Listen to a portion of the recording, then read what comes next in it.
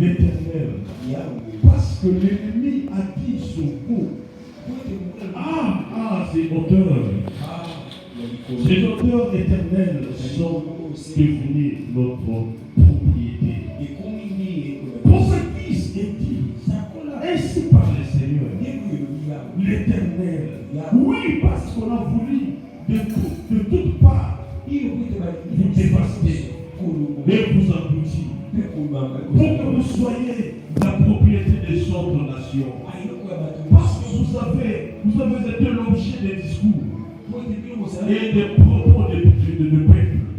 Montagne d'Israël, écoutez la parole du Seigneur, de l'Éternel. Ainsi parle le Seigneur, l'Éternel, aux montagnes et aux collines, aux ruisseaux et aux vallées, aux ruines désertes et aux villes abandonnées, qui sont servis de proie et de risée aux autres nations alentours. Il parle à Ézéchiel. Regardez. Ici, ce n'est plus les problèmes de Dieu. Les problèmes, c'est Ézéchiel. Parce que j'ai placé encore mon Ézéchiel. Ma puissance. Dans ton cœur, tu as plusieurs convictions. Tu as des visions. Tu as des projets. Tu penses les réaliser. Mais il s'avère que des géants, les démons, les diables, les sorciers, les envoûtés, les occultistes, qui se lèvent pour te confronter, pour renverser tes projets, déranger tes sentiments. Mais toi, lève-toi. Parle. Ces montagnes symbolisent des problèmes, des défis, des défis. Et Dieu le sait. Il dit parle au ruisseau, parle au fleuve, parle. Par la montagne, les montagnes, il y a comme d'autres histoires auxquelles tu devais parler. Parce qu'il y a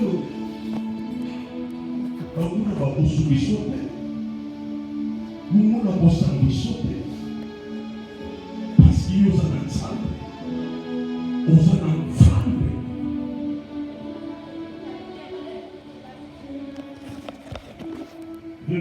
là où nous sommes en train de louer, lorsque le propriétaire a vu,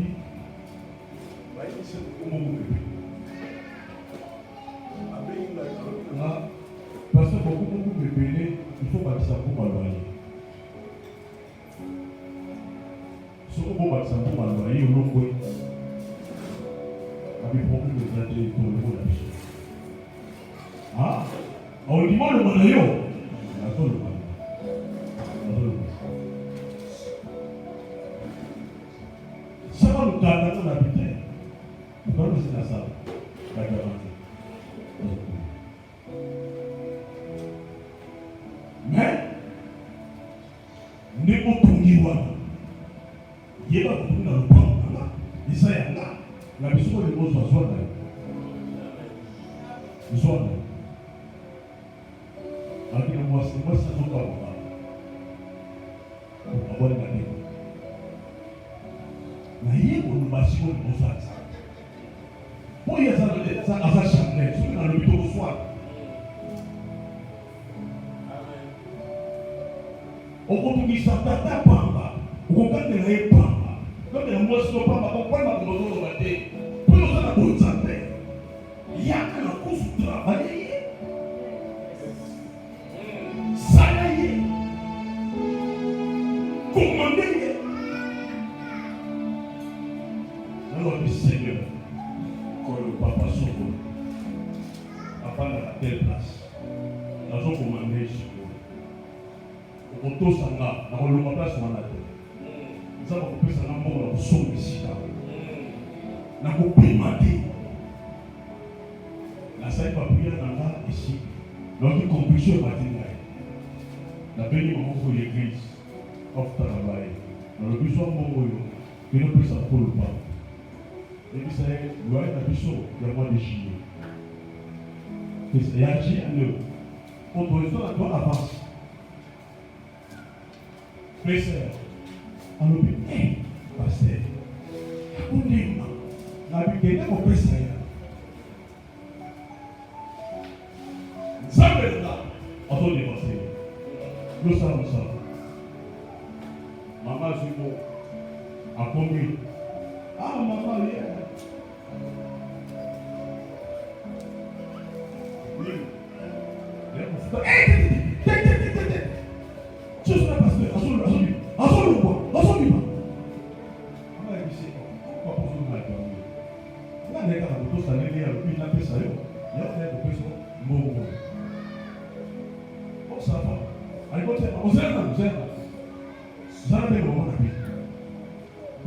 Madame Biaka, pourquoi les gens passaient dans le bois? Il est sauté. Comment on dit? Oh, allez dans le bon. Donc, maman, Alexandre le bon. Alexandre, la piscine. Maman, va dans le papa Yaka.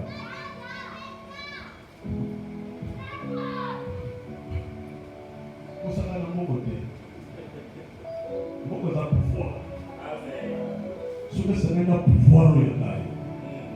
Ici, on se voit dans le droit, dans ce qui est bon pour souffler. On comprend. Ici, là, il y a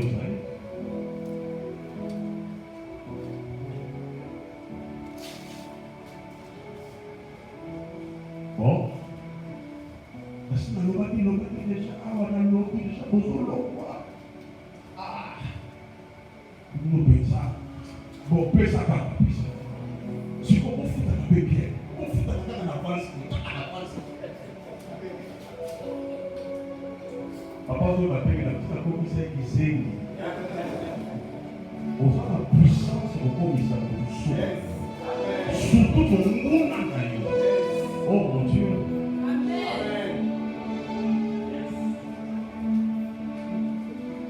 Maman Moko a la force.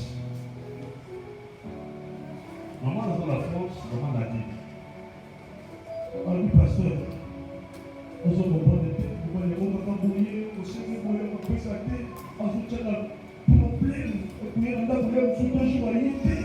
Donc, compliqué, ma profession active. Là, dans le but, les armes n'est pas parfaites, nous avons fait.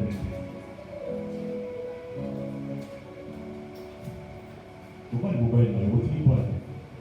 Si on continue par besoin, si on va jouer par l'ongio, l'autre mobile là, la plus si on voit tout ça l'année, c'est la ligne avant la Canada.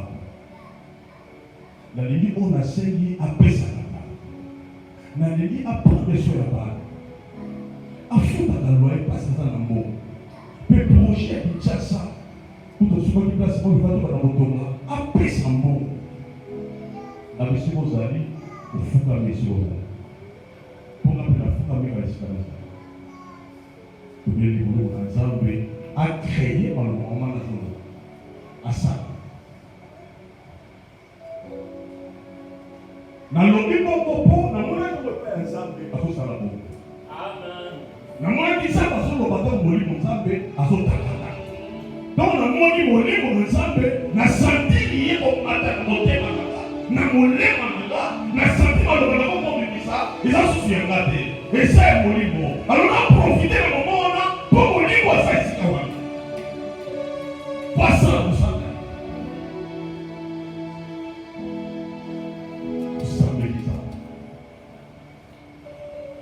Après quelques temps, pour 3 semaines, le phénomène de travail, papa, comment on fait de la caroline, il m'a rappelé ta bobima.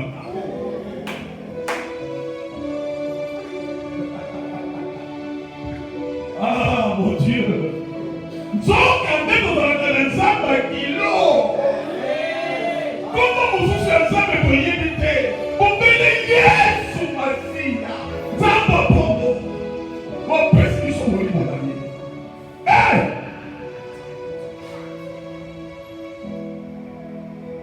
nabi apa kovana ndako makambo ndako asali provision nyonso kutina abaki mbongo ya oyo kisasa wana atindi ndako babanda misala construction parce qu'il est oza ya nzambe nabi nasala nzambe batangana mambo yebaka te ilitila koloba papa kape ozala nzambe aza moto nzambe ndima kaka nde maloba azoloba alleluya.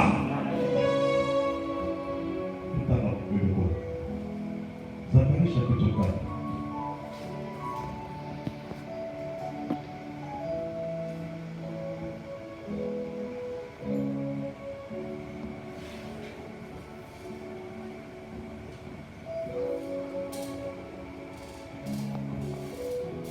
Oh mon Dieu.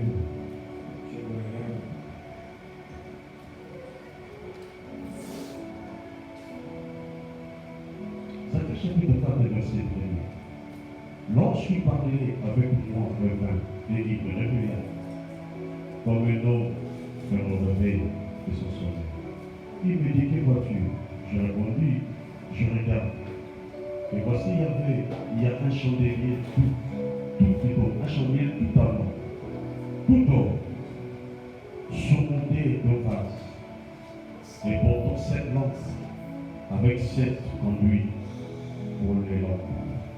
Ils sont au sommet du chandelier. Il avait près de lui des oliviers, l'un à la droite du vase et l'autre à sa gauche. Et reprenant la parole, j'ai dit à l'ange qui parlait avec moi, qu'est-ce qui fait ces choses, mon Seigneur?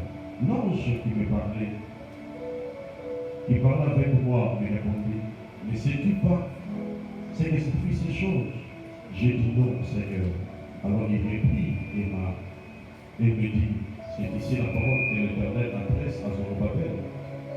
Ce n'est ni par la puissance ni par la force, mais c'est par mon esprit, dit l'Éternel des armées.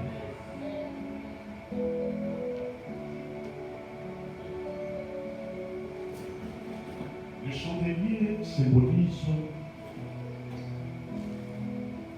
un témoignage divin en face de monde perverti.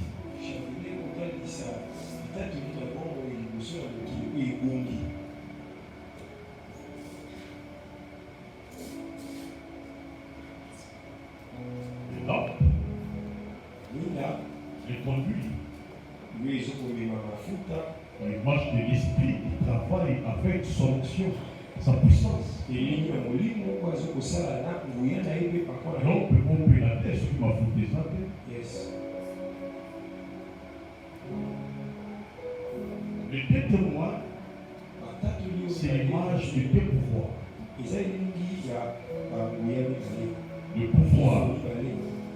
Le pouvoir sacerdotal et le pouvoir royal. Là, l'image de Josué et de Zorobabel. Josué comme sacrificateur. Ils sont qui prennent le temple de Dieu. Et Zorobabel comme gouverneur.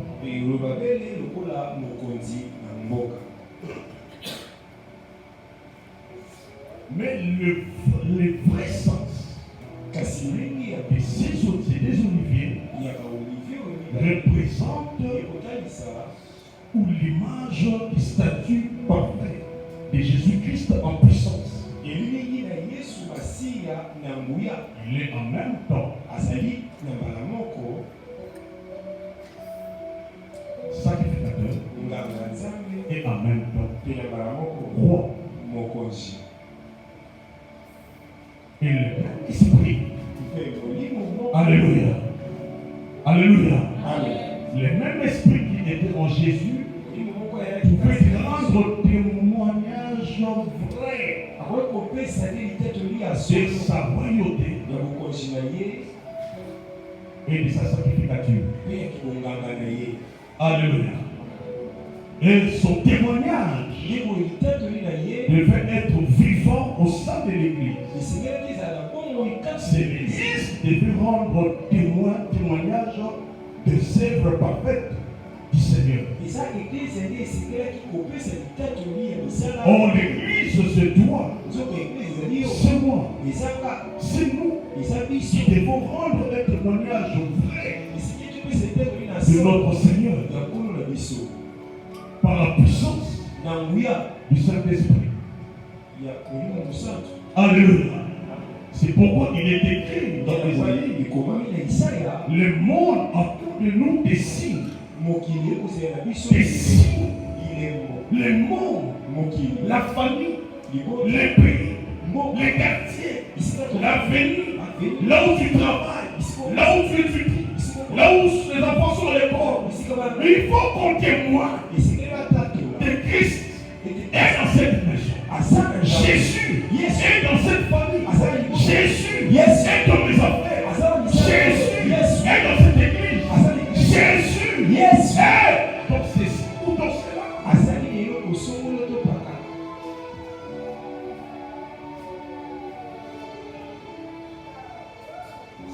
C'était moi. C'est des Olivier. Il représente les témoins fidèles. Alléluia. Apocalypse chapitre 1, verset 3. On les nomme les témoins fidèles de Dieu. Fidèles de Dieu. Si réellement Jésus-Christ, lorsqu'il parle de Saint-Esprit, il dit lorsqu'il viendra, il prendra tout ce qui est à moi et vous l'annoncera, vous le révélera. Il y a d'autres choses que le Seigneur n'a pas dit, mais que le Saint-Esprit le fait accomplir dans nos ministères, dans notre vie, dans notre foyer.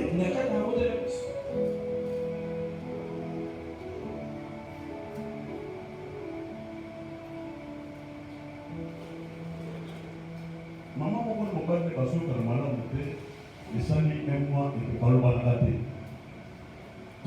Mais pour la barre, pour la paix ensemble de la barre, allez couper ces images à ma bête. Avec la personne, la ligne à Congo ici. Et si la nation a dit, la personne va le dire. Avec la nation a dit quelquefois, les hommes en fait. Nous ne sommes pas à l'église. Nous sommes coutiers et nous persévissons. Persévissons nous. Akopeta na mbata habité. Il c'est chéri, bisous. La mise en bas dans le bas. Akopesa bisous. Si on peut se bisous, on va se remonter tika.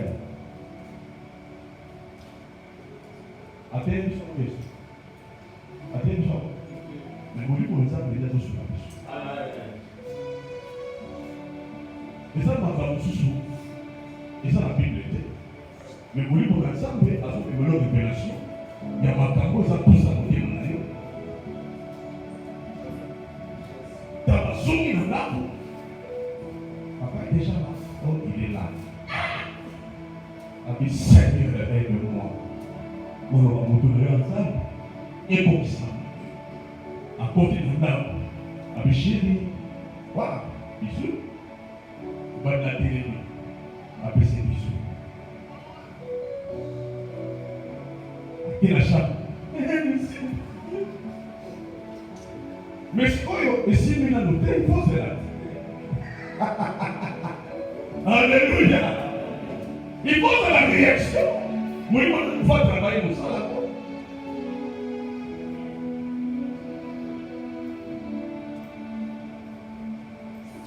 Afin de faire la chambre.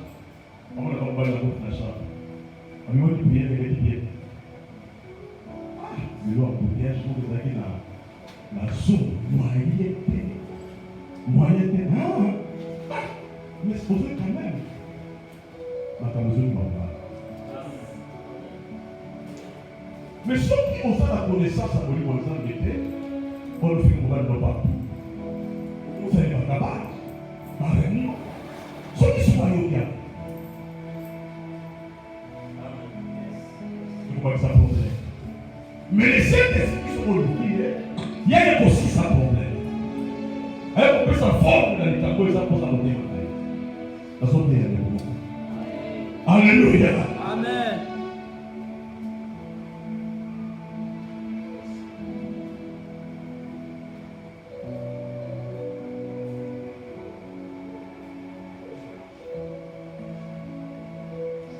Sixième fois.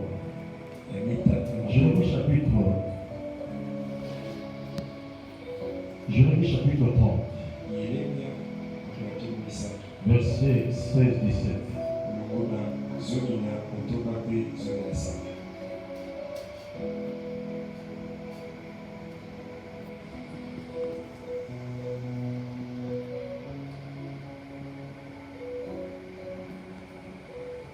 Cependant, tous ceux qui te dévorent seront dévorés. Et tous tes ennemis, tous, iront en captivité. Ceux qui te dépouillent seront dépouillés. Mais j'abandonnerai au pillage tous ceux qui dépouillent. Mais je te guérirai. Je penserai de plaie, dit l'Éternel. Car il t'appelle. Il t'appelle la repousser. Cette Sion dont nul ne prend souci. Dieu tient compte de nos ennemis. Les gens qui viennent sur eux, qui parlent pas mais ça va qui parle pas. Après le monde a délété, mais le monde a moins en allié, à vous la délola. Alléluia.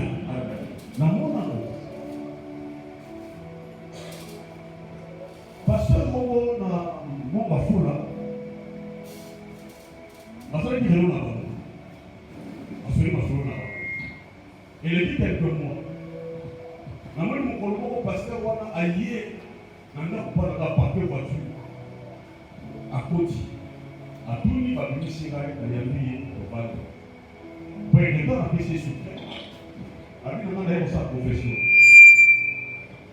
D'ailleurs sa confession pour la tombe de et témoignage à ce que ça va là. Mais vous pouvez pas. Nous n'avons pas fait ça pour la vie. Ma capacité de la vie. Peut-être que vous faites ça. Là, ça dit, ça va se faire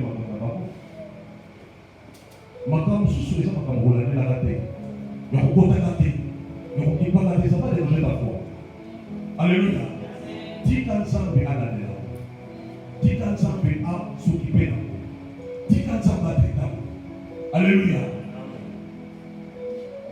Pour la ligne, il y a limité. Ma casse n'a pas yéné. Et ça n'a pas limité. Oh, c'est un exemple de Tika Zabasa. Alléluia. Et Dieu aime travailler pour nous. Il aime travailler. Là où il est dans le ciel, il travaille et tombe sur ma pour nous. Il fait de son mieux pour que nous soyons heureux. Je mérite qu'il septième. Dieu ne nous appelle pas à l'échec, au tourment, pour nous faire détruire. Non. C'est une erreur. Pour la santé,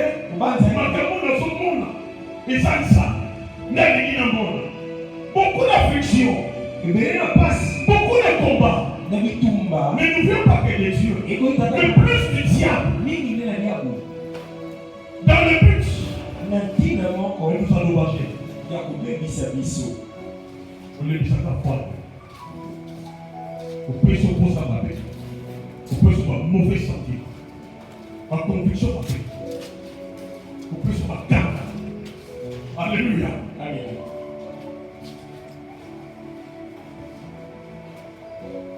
Le colonel, révérend. Moi, je me suis la téléphone d'ailleurs. Le téléphone est dans notre souvenir, c'est ça. Et beaucoup. Pourquoi nous avons un mot pour là-bas?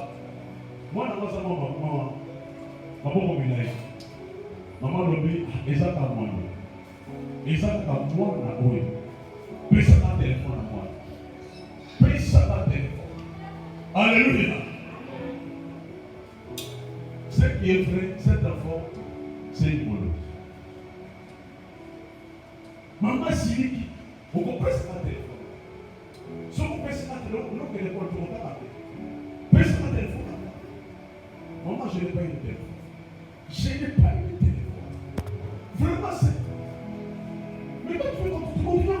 Tu ne peux pas changer.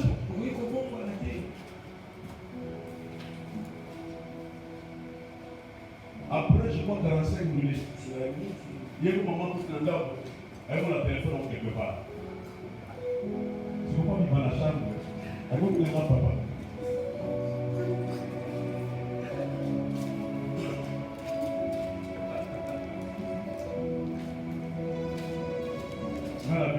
C'est facile. Il va prendre ça. Mais ce n'est pas aussi ta faute. Parce qu'il aime ça la mouille.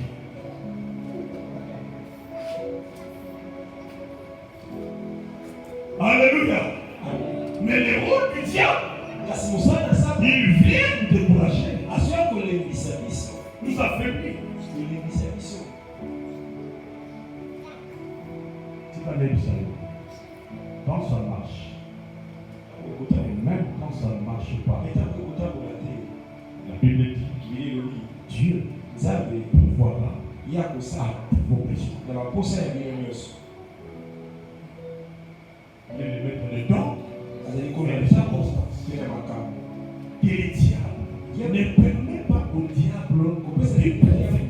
Ne donnez pas accès au démon. Ne donnez pas accès aux sorciers. Comment on va le ah, il a bien l'expapé, il a oublié, il a pas comme les autres comme là. Moi, je ne sais pas papa. Tiens, vous soupez vos élèves, non. Dans l'église, comment il a beau. Quand vous soupez là, là, vous soupez non, vous avez les mususu yeye wana te les mususu poko wana te les mususu mpona soki eloka moto moko songolo te baraison ozopesa ngo sans connaissance. Alléluia. Opokoma koloba lokola nzambe il faut tambola na makanisi ya nzambe. Huitième point est très important. Les pensées de Christ. Philippiens chapitre 2 verset 5. La Bible dit ayez en vous des sentiments et en Jésus.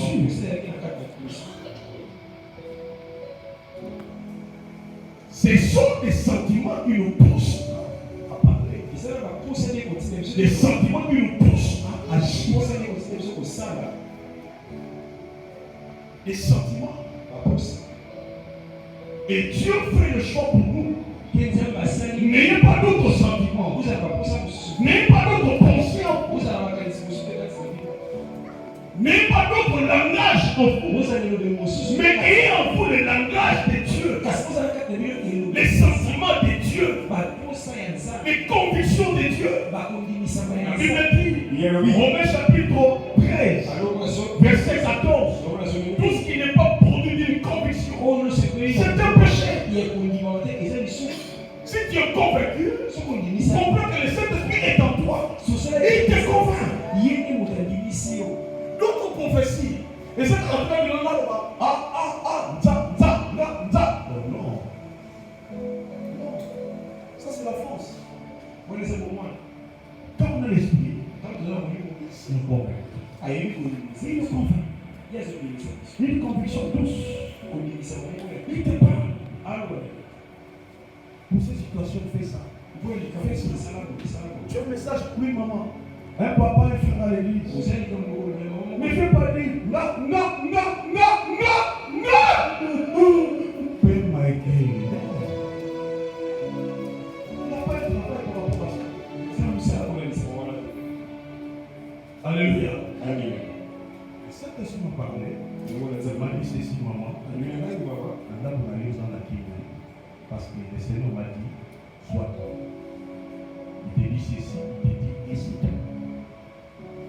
Si cette pensée est tellement claire, alors ne vous pas. Libère la pensée. Libère la pensée. Tel que tu l'as reçu. Alléluia. Dieu est simple dans tous ses agissements. Dieu n'est pas compliqué. On est ensemble? Alléluia. Parlez comme Dieu parle. Agis comme Dieu agit. Fais des choses comme Dieu.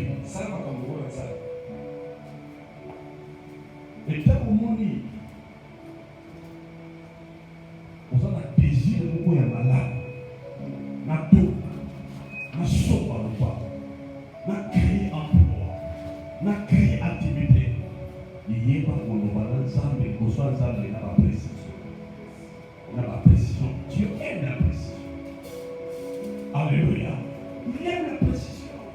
Lorsque Bartimée est arrivé auprès de Jésus, il a bien regardé Bartimée. Il était aveugle. Jésus a vu, il est Dieu. Il a vu la pensée de Bartimée. Il pouvait dire Bartimée, pour mon ami, mon âme, mais à tout dire, et tu, Olivier, je passe pour toi. Il avait besoin de précision. Seigneur, et j'ai beaucoup de ta foi, ta soeur. Il te soit fait ça. Il avait déjà dit, dans les langages de Dieu, à pour soubassement, à pour base, la foi.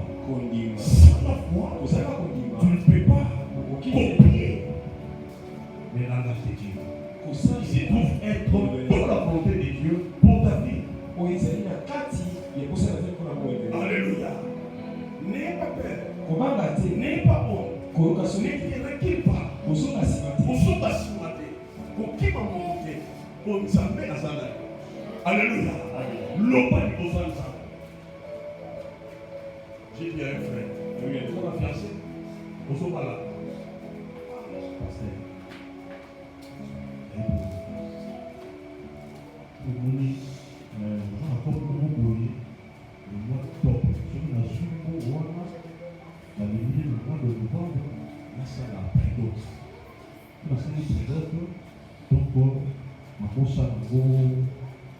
Les prochains. C'est pour ça qu'il faut les faire dans cette année. Je peux vous avoir 4 ans.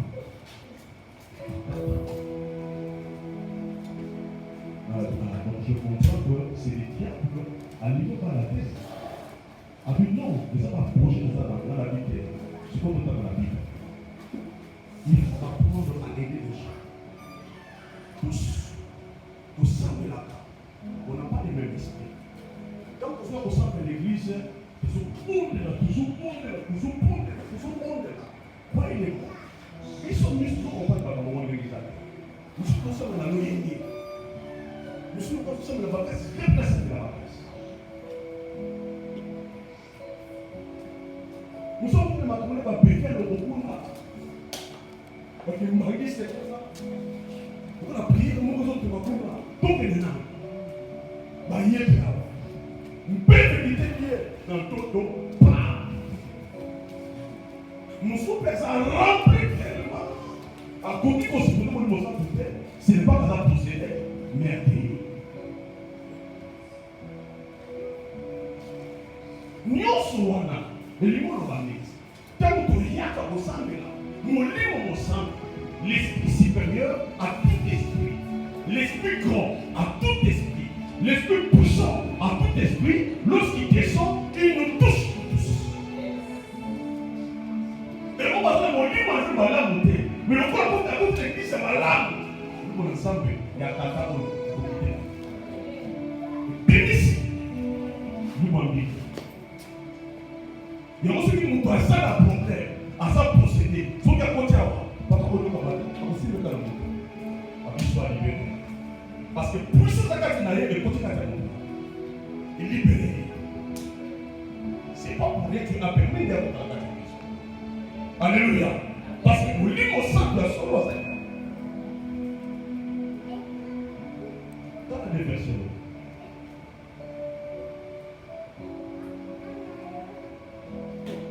Acte 31. Verset 16. Oui, ça tout. Nous terminons par ça. 1 Pierre 2, verset 12. Crois au Seigneur, il sera sauvé toi et ta femme. Là, la bonne volonté. Il ne sera pas de bon passant vers la terre. Il m'a dit, il m'a commencé à mettre. Il fait la parole du monde. Il fait la parole du monde. Il fait la parole du diable. Il fait la pas voir ici. Il va pas dehors. Dans 1 Pierre 2, verset 12, on dit ayez au milieu des païens un bon témoignage. Pour mon témoignage,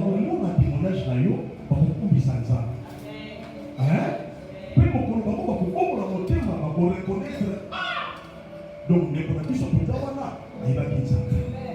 si on s'amène à Lyon, on va quitter là-bas. On va quitter ça. Tout ce que tu peux faire, c'est prier pour Dieu. Ton Dieu, ça c'est un Dieu. Le Dieu que tu pries, ça vous le visitera. Alléluia. L'Esprit de Dieu. On pose la tâche. Dieu est facile. Dieu a sa mathématicité, Dieu a sa physicité. Nous avons la simple. Alléluia. Et il agit dans toute simplicité. Et avec toute puissance. Si nous pouvons nous lever, nous pouvons prier.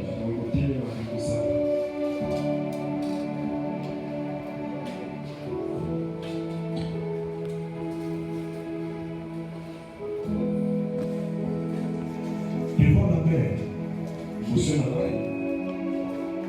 Moïse a voulu manifester un esprit de plainte. Il y avait des guides.